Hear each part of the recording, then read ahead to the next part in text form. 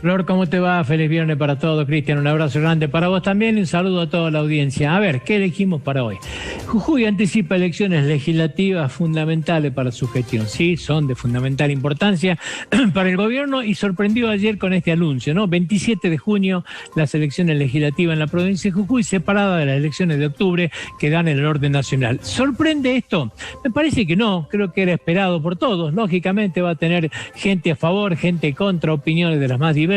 Los sectores de la oposición hasta acá, el PJ reaccionó de alguna manera a las expresiones de su titular Rubén Rivarola, de que están preparados para competir en esto. El PJ mira esto con muy buenas perspectivas, ¿no? Está mirando las elecciones con buenas expectativas, porque ya les voy a contar enseguida por qué. El resto de los partidos todavía no se expresó, no tengo ninguna duda que va a haber palabras de desacuerdo, digamos, ¿no? Lo analizan todo como una especulación política que puede ser tal. Es un debate interesante, digamos, ¿no? Las elecciones provinciales tienen que ser junto con las nacionales. Personalmente creo que no, creo que se debaten cosas distintas, son ideas distintas. Muchas veces hay candidatos que van enganchados, ¿no es cierto?, del saco de otro y son arrastrados de esta manera. Pero me parece que Jujuy debe debatir las cosas de Jujuy en su momento y lo nacional en su momento. Sí.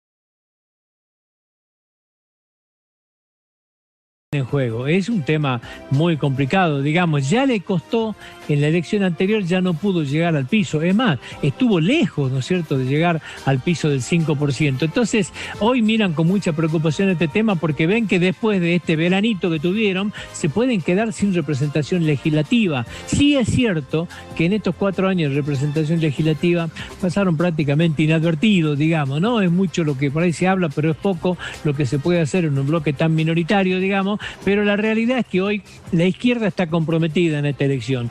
Primero Jujuy, el socio, digamos, ¿no es cierto?, Junto por el Cambio, el socio que tiene, en Cambia Jujuy, perdón, el socio que tiene el radicalismo, bueno, pone 2 bancas en juego también, tiene que diseñar una estrategia, lo que necesita es perforar el piso, el que perfora el piso mete 2 diputados, como dicen. Así que este es el tema que hoy debe estar en el análisis, digamos, bueno, qué cabeza de elección llevamos, a quién ponemos de candidato, cómo desarrollamos la campaña. El PJ pone en juego 5 bancas, claro, y una de esas bancas que pone en juego es la de Alejandra Ceja, que ya está fuera del bloque. Entonces, es el que a priori, digamos, tiene muchas mejores expectativas de generar un crecimiento grande en su representación legislativa, ya que pone poco en juego. Por el contrario, la Unión Cívica Radical pone 13 bancas en juego, o sea, necesita hacer una elección más que buena para conservar su caudal de representación legislativa, algo que todos ven como difícil, digamos, pero apuesta fuertemente, ¿no es cierto?,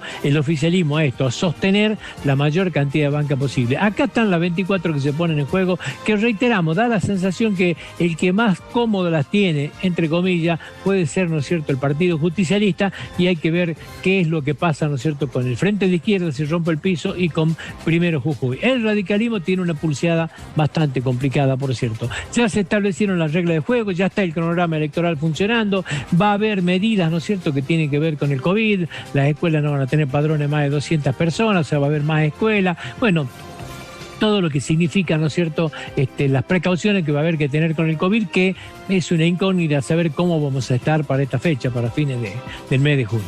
El otro tema, aumenta la cantidad de usuarios que generan su energía propia. Bueno, un tema que lo elegimos para Jujuy es de fundamental importancia, no mucho tenemos que ver con esto. Lo cierto es que en el 2020 se triplicaron la cantidad de usuarios que generan su propia energía, se triplicaron. Y si hablamos de la generación de potencia, digamos que la potencia instalada ha crecido un 170%, o sea, es una actividad que cada vez va tomando mayor envergadura y mayor volumen, digamos, ¿no? A diciembre del año 2020, hubo 338 nuevos usuarios que generaron convenios, digamos, para tener su propia energía, que no solo la producen, sino que muchos de ellos también inyectan energía en la red, digamos, ¿no es cierto?, para poder con esto tener un crédito fiscal, sacarle, digamos, un lucro y mejorar su posición. De los 338 que se generaron hasta diciembre del año 2020, 217 son residenciales, casas de familia, 121 son comercios o industria, ¿sí? Cualquiera de las dos. El régimen de fomento que existe para la generación de energía renovable integrada a la red pública está marcado por la ley 27.424 y ha sido un muy buen incentivo para que muchas empresas empiecen de esta manera a mejorar su posicionamiento y sus costos. No solamente generan, ¿no es cierto?, energía propia, sino que este régimen le permite inyectar en la red, digamos, y de esta manera le genera un crédito en las futuras facturas, digamos. O sea, y por este mecanismo en el año pasado se lograron generar 3 megavatios, ¿sí?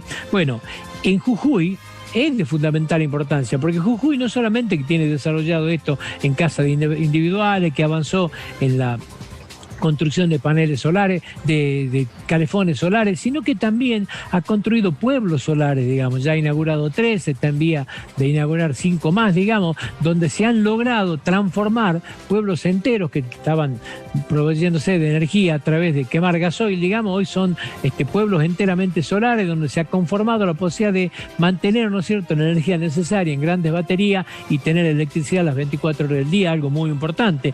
También se ha dado, Jujuy está desarrollando, ¿no es cierto?, plantas solares para generar 96 megavatios, donde a través de esto podría generar la energía para con su consumo del casi el 80% de su consumo diario, digamos, ¿no? O sea que de esta manera casi Jujuy dejaría de comprar energía a la red, ¿no es cierto?, y sería un neto vendedor de energía con lo que está haciendo con los 300 megavatios de Cauchari, digamos, un cambio fundamental. Uno de los elementos donde más se está dando esto es en la calefacción de piletas, ¿sí? Las piletas que tienen un sistema que es carísimo, o sea, calentarlas a gas realmente tiene un costo muy elevado. Bueno, hoy con la energía solar se ha descubierto un sistema que se está motorizando mucho, digamos, donde el mismo motorcito que saca para filtrar el agua, la eleva, la pasa por manguera, la pasa por los paneles solares, la vuelven a mandar y al cabo de 2 o 3 horas la pileta ha tomado una temperatura muy buena. Esto se está usando mucho, tiene un costo que no tiene ni siquiera en la construcción y ni qué hablar en el mantenimiento, nada que ver con la calefacción a gas, digamos. Bueno, cada vez es más la gente que individualmente o en sus empresas utiliza la energía propia, provee su propia energía, digamos, y esto es una gran mejora de cara al futuro. El otro tema, ¿cuál será el rumbo de Argentina ante el Fondo Monetario Internacional? Una pregunta que hoy todos se hacen, hay un gran desconcierto. En un mismo momento, Argentina tenía al ministro Guzmán reunido, ¿no es cierto?, con Cristalina Georgieva, la titular del Fondo Monetario Internacional, negociando, ¿no es cierto?, una reestructuración del pago, una postergación de los pagos. En ese mismo momento, el presidente de la República le decía al titular del Banco Mundial que Argentina iba a ahorrar sus deudas. En ese mismo momento, Cristina Fernández de Kirchner, en un acto por el día 24 de marzo, decía que no tienen la plata para pagar y que pedían plazos distintos, que hoy Argentina no puede honrar sus deudas. Todo esto pasó en un término de 24 horas. Por eso preguntamos, ¿qué va a pasar, no? ¿Qué rumbo va a tomar Argentina ante el Fondo Monetario Internacional? Las expresiones de Cristina Fernández de Kirchner no cayeron en saco roto, o sea, muchos recogieron el guante, hay gran preocupación, hay preocupación en el país entero, pero había preocupación en las propias filas del Frente de Todos. Es decir, bueno, ¿cuál es el destino de este tema? ¿Vamos a ir a una política absolutamente confrontativa? Preguntaban algunos. El Fondo Monetario Internacional contestó, lo hizo a través del vocero del organismo Jerry Rice, que aclaró que la vista es positiva respecto a la negociación, pero las mismas reglas que al resto de los países. No hay reglas distintas, no tienen dentro de la reglamentación del fondo la posibilidad de pagar con plazos mayores de 10 años y las tasas de interés son las mismas que se cobran a todos. Elípticamente, digamos, nos dijeron no de esta manera. Ahora, ¿cuál es de cara al futuro? Bueno, después de esto apareció Eve de Bonafini, que tuvo expresiones muy pero muy destempladas contra el presidente de la República y contra el ministro, ¿no es cierto? Porque habló de que nos vinieron mintiendo todo este tiempo, dando a entender posiblemente, porque son todas conjeturas,